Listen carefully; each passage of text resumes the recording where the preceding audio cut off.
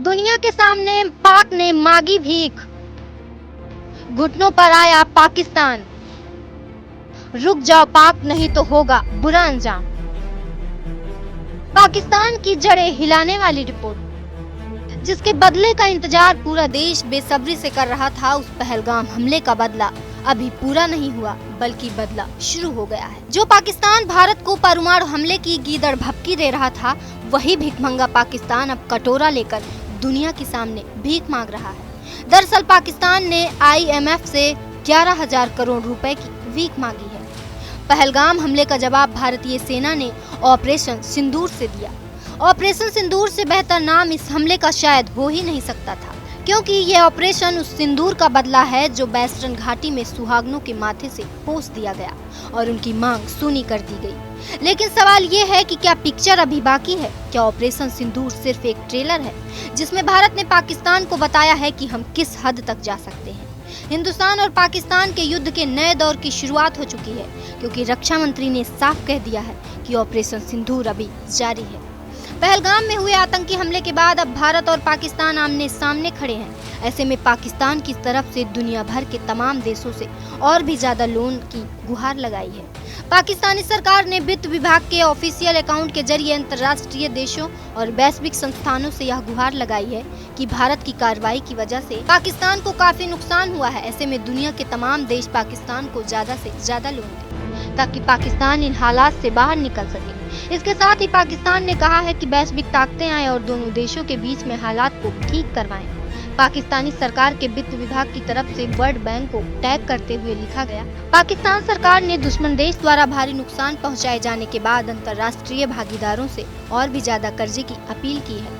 बढ़ते युद्ध और शेयरों में गिरावट के बीच हम अंतर्राष्ट्रीय भागीदारों से तनाव कम करने में मदद करने की आग्रह करते हैं। जब पाकिस्तान के एक मंत्री ने इस ट्वीट पर सवाल किया तो उन्होंने इसे हैकिंग का मामला बताकर अपना पल्ला झाड़ लिया।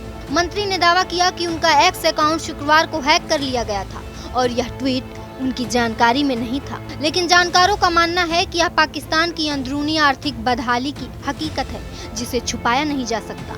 पाकिस्तानी वित्त विभाग की तरफ से यह गुहार ऐसे समय में आई है जब भारत और पाकिस्तान युद्ध के मुहाने पर खड़े हैं। पाकिस्तानी आर्मी लगातार भारत के शहरों के ऊपर हमला कर रही है, तो वहीं भारत के मजबूत डिफेंस सिस्टम ने पाकिस्तान के इन ज्यादातर हमलों को हवा में ही मार दिया।